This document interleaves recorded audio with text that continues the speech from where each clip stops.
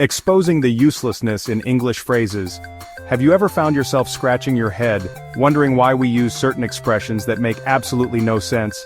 English is a rich and diverse language, but it's also filled with phrases that, when you think about them, are completely pointless.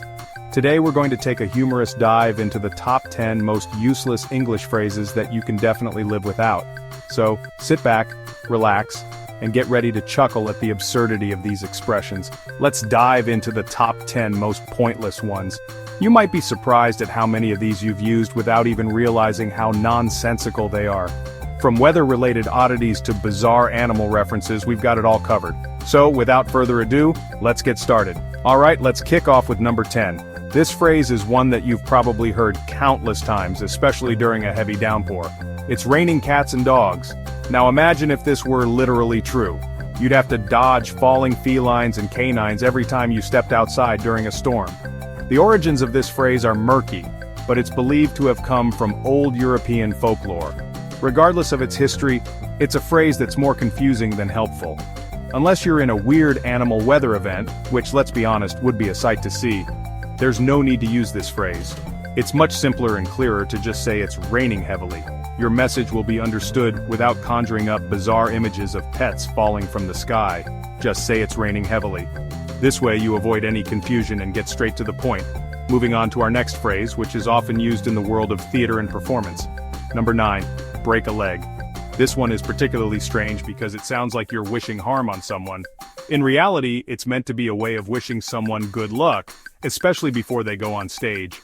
The origins of this phrase are debated, but one theory is that it comes from the idea of breaking the leg line of the stage, which means to perform well enough to earn an encore. Seriously, why are we wishing injuries on people? Just say good luck. It's straightforward, positive, and doesn't involve any potential for misunderstanding. After all, no one wants to actually break a leg. Number 8, hit the hay. This phrase dates back to the days when mattresses were often stuffed with hay. But in today's world, it's a bit outdated. Unless you're a farmer or living in a barn, hitting the hay doesn't make much sense. Are we farmers or something? Most of us sleep on comfortable mattresses, not piles of hay. So, why not just say you're going to bed? It's clear, concise, and everyone knows exactly what you mean. Just say you're going to bed. It's a simple way to communicate your intention without any agricultural references. Now let's move on to a phrase that involves yet another animal. Number 7, let the cat out of the bag. Cats again? This phrase means to reveal a secret, but why a cat and why a bag? The origins of this phrase are believed to come from a time when farmers would sell piglets in bags, and sometimes a cat would be substituted to cheat the buyer. When the cat was let out of the bag, the scam was revealed. Can't we just say someone revealed a secret? It's much clearer and doesn't involve any unnecessary animal imagery. Moving on to our next phrase, which is often used when someone has to endure something unpleasant. Number 6, bite the bullet. This phrase comes from the practice of having soldiers bite on a bullet during surgery to endure the pain before anesthesia was common. It's a rather grim image, and thankfully it's not something we have to do today. Ouch! No one is actually biting bullets. Instead of using this outdated and painful-sounding phrase, why not just say, face the challenge? It's a modern and clear way to express the same idea without any violent connotations. Just say, face the challenge.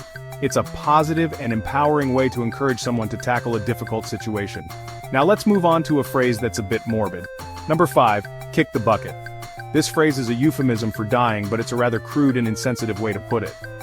The origins of this phrase are unclear, but it's believed to come from the idea of someone standing on a bucket and then kicking it away to hang themselves.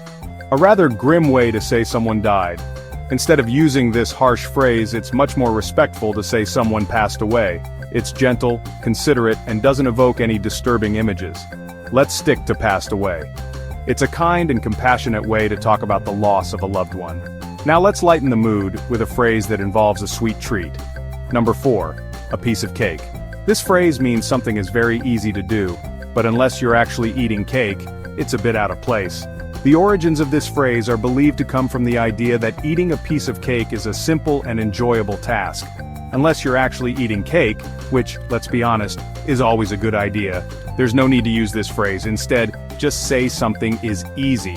It's straightforward, and everyone will understand what you mean. Just say something is easy. It's a clear and simple way to communicate that a task is not difficult. Now let's move on to another food-related phrase. Number 3, spill the beans.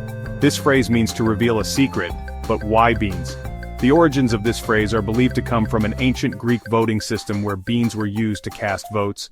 Spilling the beans would reveal the results prematurely, again with the weird food references. Instead of using this odd phrase, just say reveal the truth. It's clear, direct, and doesn't involve any messy imagery. Just say reveal the truth. It's a straightforward way to communicate that someone has shared information that was previously hidden. Now let's move on to a phrase that involves the weather. Number 2, under the weather. This phrase means feeling sick, but it's a bit confusing. Are you lying under a rain cloud? The origins of this phrase are believed to come from sailors who would feel seasick during bad weather. Are you lying under a rain cloud? It's a strange way to describe feeling unwell. Instead, just say you're feeling sick. It's clear, direct, and everyone will understand what you mean. Nope, just say you're feeling sick. It's a simple and effective way to communicate that you're not feeling well. Finally, let's move on to our number 1 most useless phrase. And the number 1 most useless phrase, burning the midnight oil. This phrase means staying up late to work on something, but it's a bit outdated. No one uses oil lamps anymore. The origins of this phrase come from the days before electricity when people would use oil lamps to work late into the night. No one uses oil lamps anymore. Instead of using this old-fashioned phrase, just say you're staying up late. It's clear, modern, and everyone will understand what you mean. Just say you're staying up late. It's a simple and effective way to communicate that you're working late into the night, and there you have it. And there you have it. 10 English phrases you can absolutely live without. These phrases may be part of our everyday language, but when you think about them, they're pretty pointless. So next time you hear one of these phrases, you can have a little chuckle and remember this video. 10 English phrases you can absolutely live without. These phrases may be part of our everyday language, but when you think about them, they're pretty pointless. So next time you hear one of these phrases, you can have a little chuckle and remember this video. Next time you hear one, just give a little chuckle and remember this video.